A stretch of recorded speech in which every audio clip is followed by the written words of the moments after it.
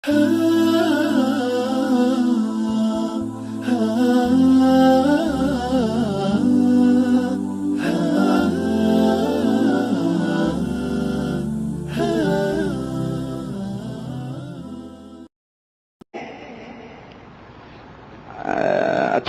لکھتے ہیں کہ ایک صفحہ 90 کے اوپر اور واقعہ نمبر 13، صفحہ 90 واقعہ نمبر 13 کہتے ہیں کہ ایک مرد صالح نے معمول مقرر کیا تھا کہ ہر رات کو سوتے وقت درود بعدد معین پڑھا کرے گا، یعنی ایک معین مقدار تک درود پڑھے گا، یعنی 50 یا 100 یا 200، یعنی ایک مقررہ عدد۔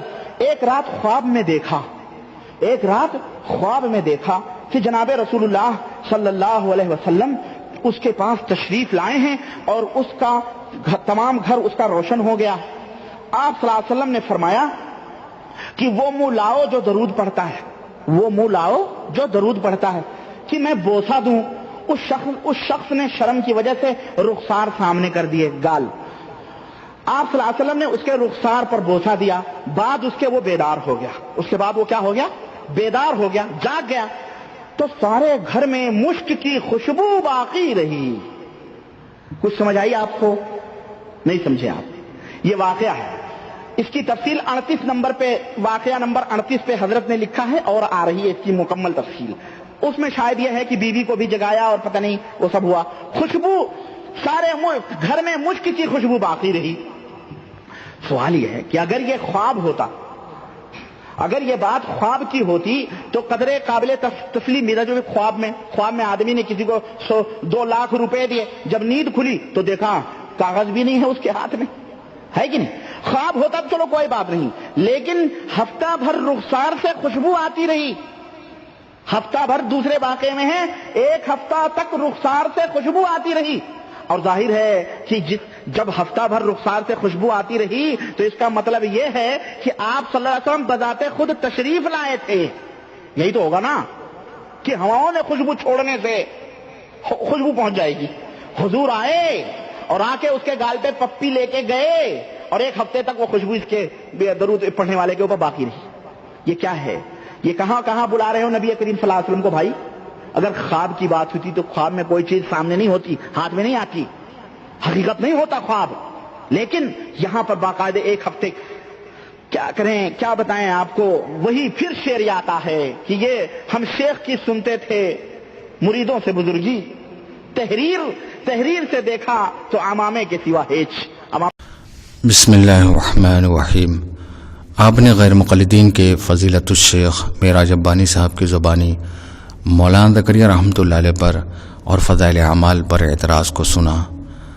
معراج ابانی صاحب کی عام عادت شریفہ یہی ہے کہ مولانا زکریا رحمۃ اللہ علیہ جب بھی کوئی حوالہ پیش کرتے ہیں تو معراج ابانی صاحب اس حوالے کو نکل جاتے ہیں۔ اب آپ نے خود جو ہے ان کی زبانی آپ نے سنا، اس واقعے پر اعتراض کو بھی سنا اور واقعہ پڑھ کر سنا بھی رہے ہیں، لیکن مولانا زکریا رحمۃ اللہ جو حوالہ دے رہے ہیں شروع میں کہ ابن حجر مکی رحمۃ اللہ کے حوالے سے یہ واقعہ نقل کیا ہے، اس حوالے کو وہ نگل گئے تاکہ لوگوں کو یہ سمجھ میں آئے کہ مولانا زکریا رحمۃ اللہ نے شاید یہ اپنی طرف سے واقعہ گڑھا ہے۔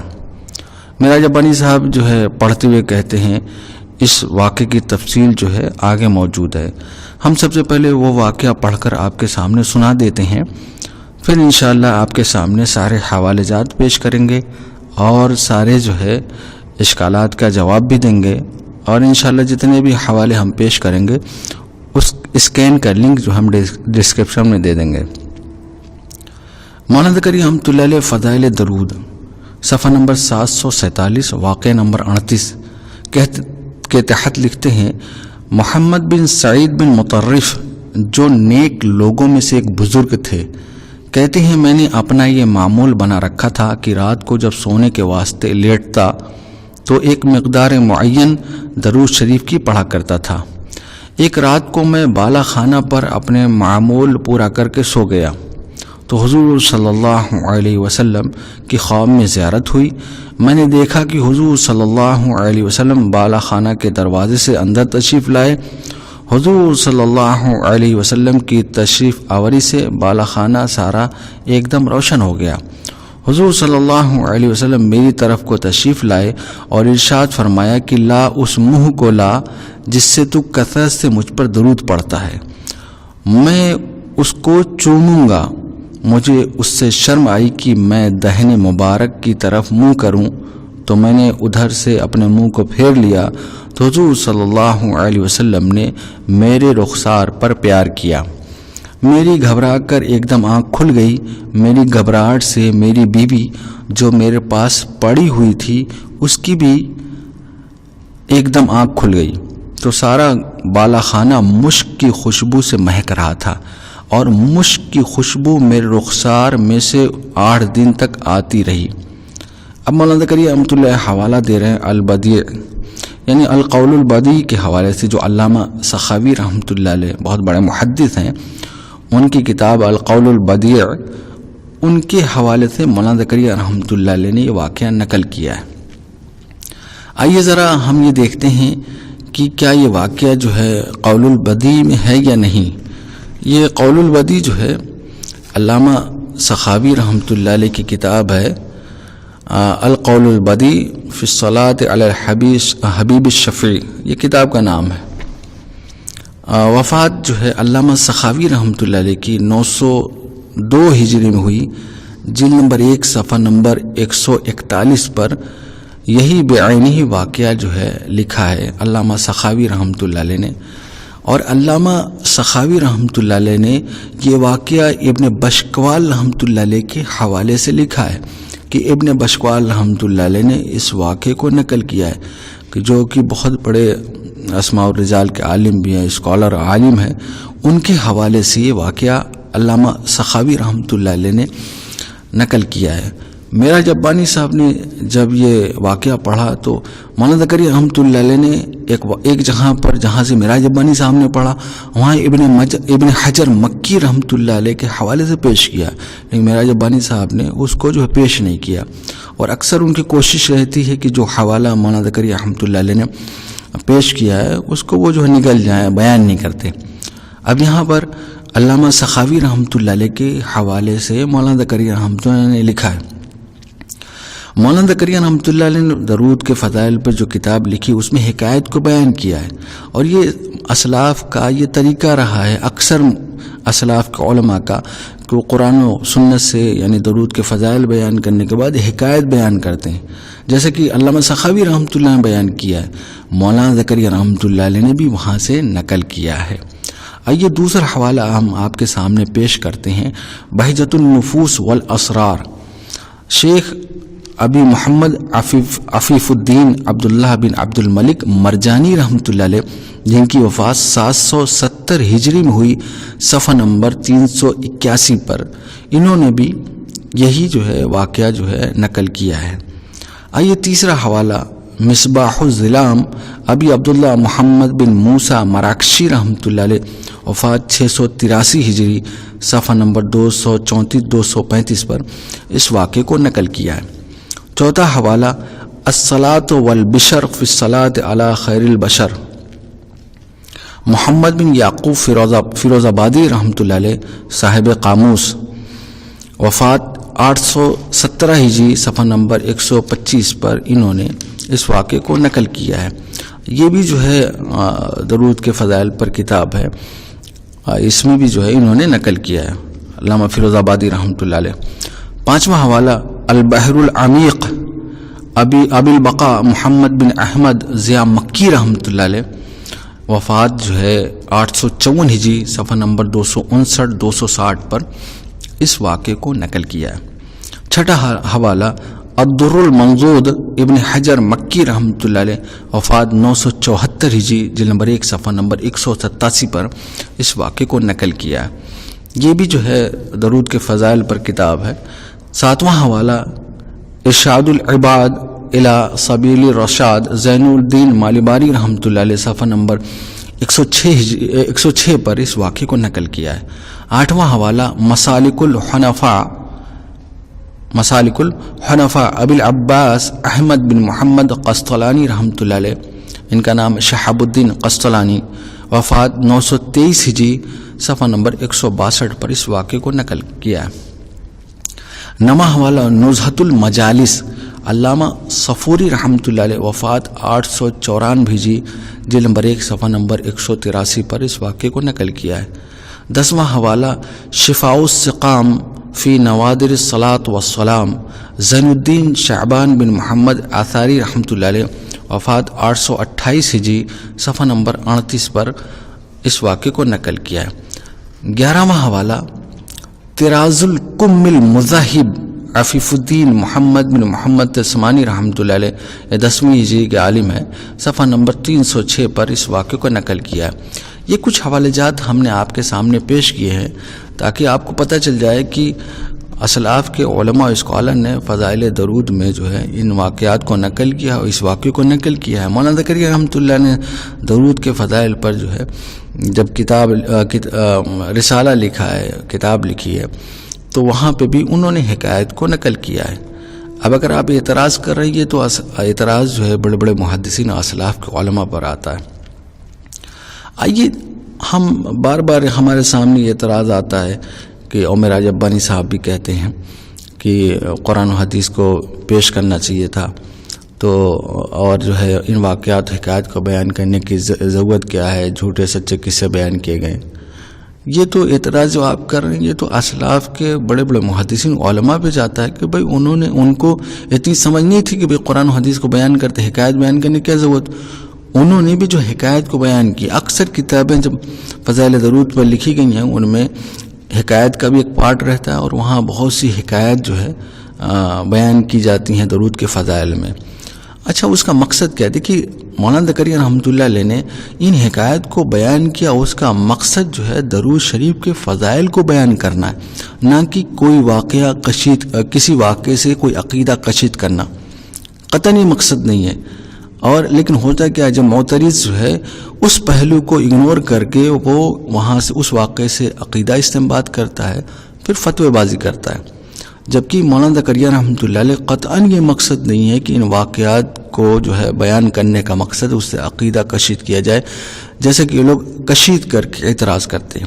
آئیے مولانا زکریا رحمۃ اللہ علیہ کی زبانی سنتے ہیں کہ مولانا زکریا رحمۃ اللہ علیہ نے یہ حکایت جو ہے بیان کی، کیوں بیان کی ہے۔ مولانا زکریا رحمۃ اللہ فضائل درود صفحہ نمبر 740 پر ان قصوں کو بیان کرنے کا مقصد بیان کرتے ہوئے لکھتے ہیں، ان قصوں سے اتنا ضرور معلوم ہوتا ہے، اب دیکھیں ان قصوں سے اتنا ضرور معلوم ہوتا ہے کہ درود شریف کو مالک کی خوشنودی میں بہت زیادہ دخل ہے، اس لیے بہت ہی کثرت سے پڑھتے رہنا چاہیے، یعنی درود شریف کو نہ معلوم کس وقت کا پڑھا ہوا اور کس محبت کا پڑھا ہوا پسند آ جائے، یعنی اللہ تعالیٰ کو حکایت نمبر 20 کے تحت بیان کیا۔ اب دیکھیں مولانا زکریا رحمۃ اللہ علیہ نے یہ جو حکایات بیان کی فضائل درود میں، اس کا مقصد یہ ہے کہ درود کے فضائل کو بیان کرنا۔ ویسے قرآن و حدیث تو بیان کی ہیں، اس کے علاوہ حکایت جو بیان کی ہیں ان کا یہی مقصد ہے کہ درود شریف کے فضائل کو بیان کرنا، جیسا کہ اسلاف کا طرز و طریقہ رہا ہے کہ انہوں نے اس پر جب کتاب لکھی ان میں حکایت کو بھی بیان کیا ہے۔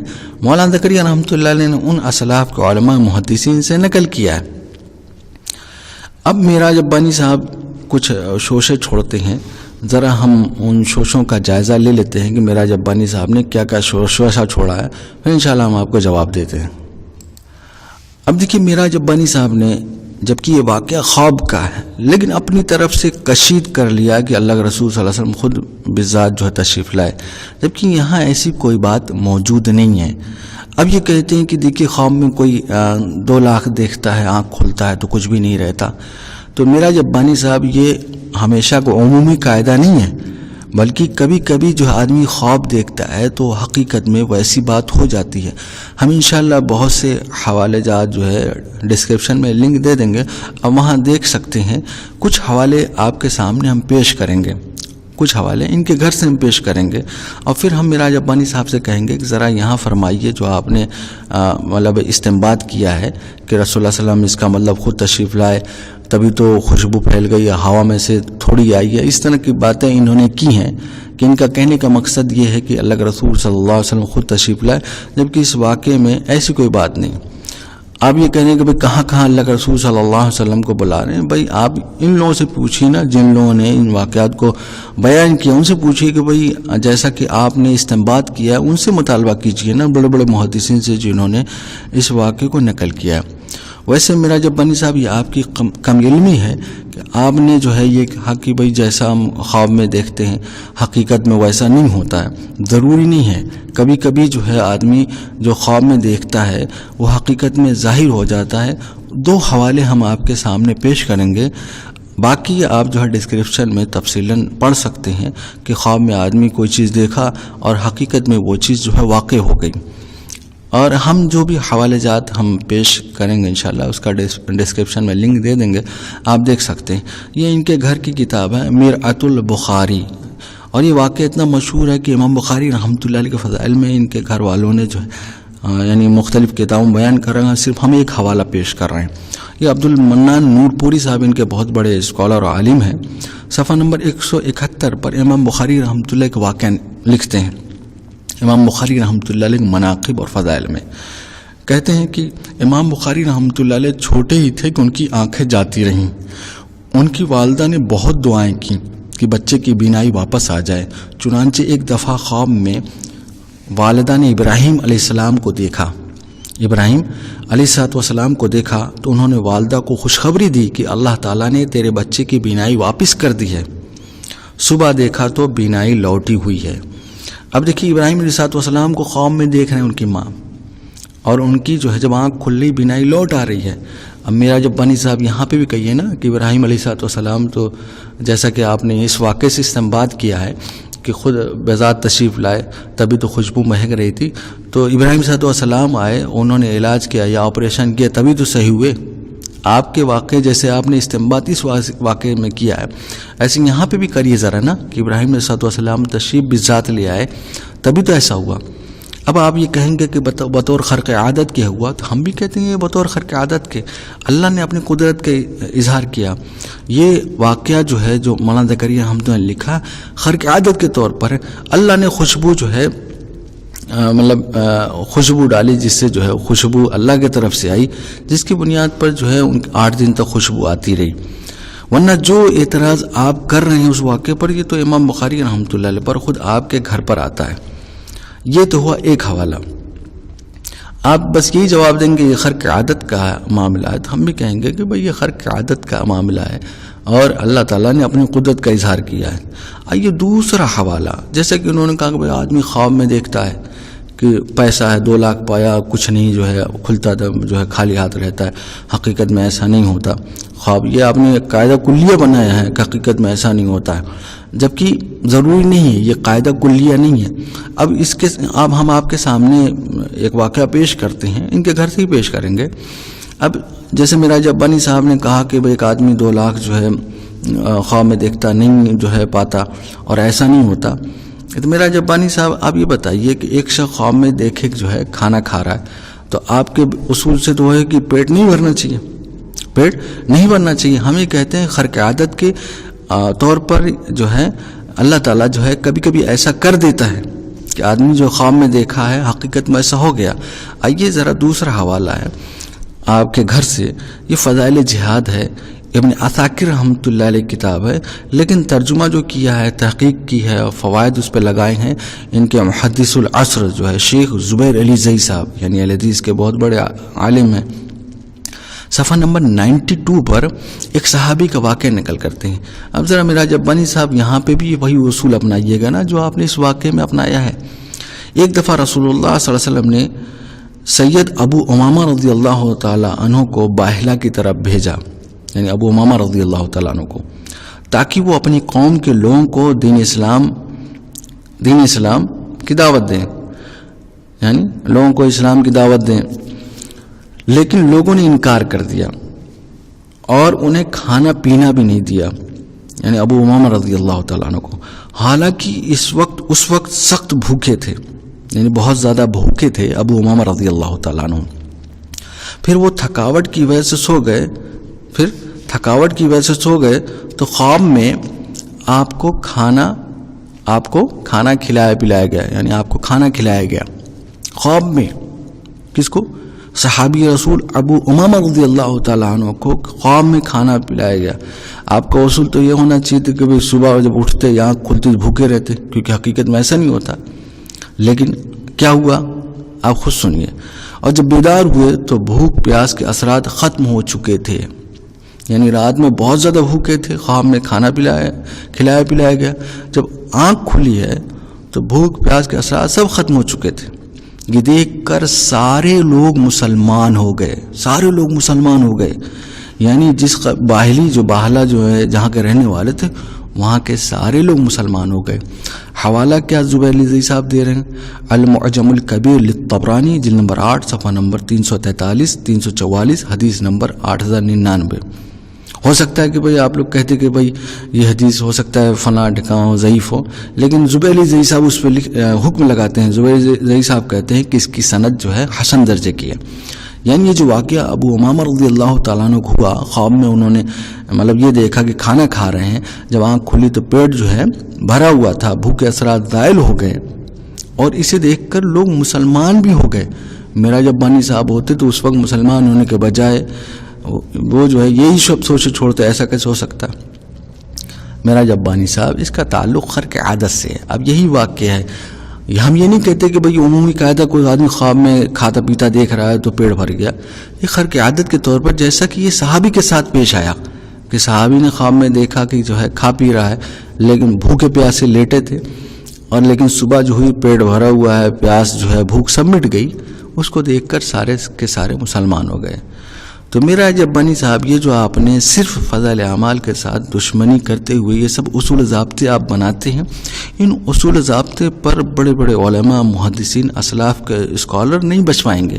آپ نے صرف فضائل اعمال کے دشمنی میں سارے اصول ضابطے گڑھے، ورنہ یہ جو ہے اسلاف کے بہت سے واقعات جو ہے بھرے پڑے ہیں کہ انہوں نے خواب میں دیکھا اور حقیقت میں واقعہ پیش آ گیا. ہم انشاءاللہ ان جو ہے حوالے جات کا لنک ڈسکرپشن میں دے دیں گے، آپ وہاں دے سکتے ہیں. اللہ تعالی ہمیں فتنہ و شرور سے محفوظ فرمائے اور جو ہے ضد اور بخل سے دور فرمائے. آمین ثم آمین.